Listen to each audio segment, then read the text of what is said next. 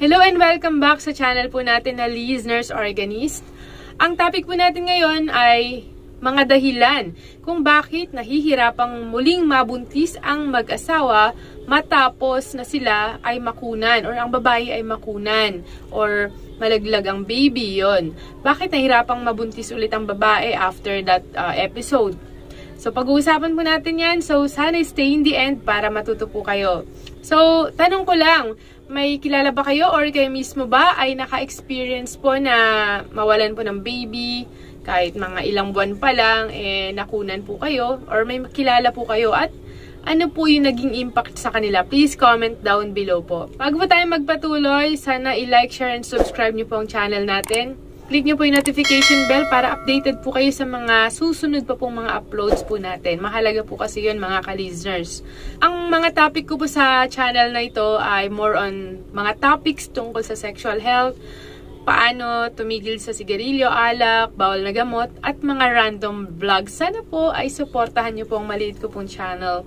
At kung na-appreciate nyo po ang vlogs po natin, ang mga topics po natin, pwede po kayo magbigay po ng mga gift by using the super thanks.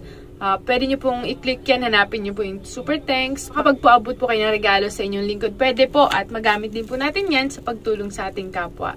Okay, dito na po tayo. Reasons bakit nahihirapang mabuntis si ma'am ulit after a previous miscarriage.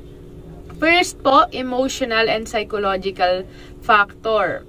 So talaga nga namang kapag ang isang babae ay nakunan, nawala ang baby, namatay sa loob ng matres, napakasakit po niyan. Lalong-lalo na sa mga wala pang anak at first time na mabuntis sana. Kahit na sabihin natin 1 week pa lang yan, 2 weeks, 3 or 1 month pa lang yung pinagbubuntis at nawala, napakasakit po talaga niyan. Kaya ang sobrang stress at pag-aalala ay nakaka-apekto po yan sa babae, lalong-lalo na sa kanyang hormone level. At nakaka-apekto especially sa kanyang menstrual cycle. At dahil doon, mahihirapan po talagang magbuntis. Pangalawa po is physical recovery. After po ng makunan ang isang babae, after ng miscarriage, syempre, magre-recover muna ang kanyang katawan. Kailangan niya po muna ng sapat na panahon para yung katawan niya ay mag-recover. Especially po yung matres. Kailangan munang mag-recover, maghilom yung mga sugat. Ganon din po yung mga hormones po ni ma'am, estrogen hormones ay mag-back to normal ulit dapat. At ganon din po, yung menstruation niya ay dapat back to normal muli para hindi maapektuhan yung kakayahan niya na mabuntis muli. Okay po? Number 3, underlying health issues. Baka yung nangyari na miscarriage or nakunan siya dahil sa isa pa pang sakit.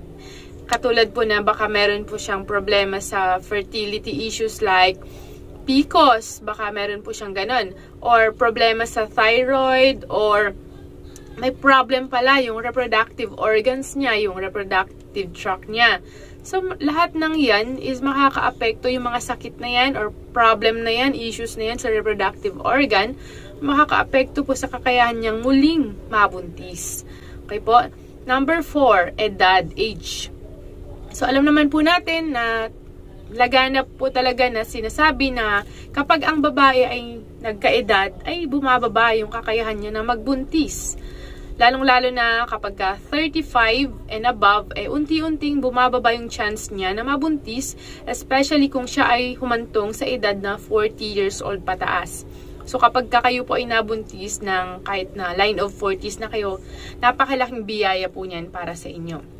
Number 5, hormonal imbalances. So mahalaga rin po talaga na maging normal muna po yung hormones, pangingitlog ng babae, at yung menstruation, kailangan mag-back to normal para madali po siya ulit mabuntis. So, kaya kailangan po is, nagpapakonsulta po kayo, pinapacheck nyo yung hormones kung nasa normal level po ba.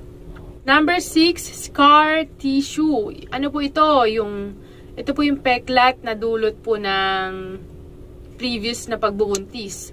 So, katulad na lamang po sa tinatawag na Asherman syndrome. Ito po ay nakakaapekto sa tinatawag na implantation. Siyempre, pag may mga peklat, hindi makakapag-implant na maayos yung fertilized egg dun sa uterus, dun sa matres ng babae. Mahirapan na magkaroon ng implantation, hindi ma-maintain, hindi matutuloy yung pagbubuntis kapag may mga peklat-peklat doon po sa inyong mga matres.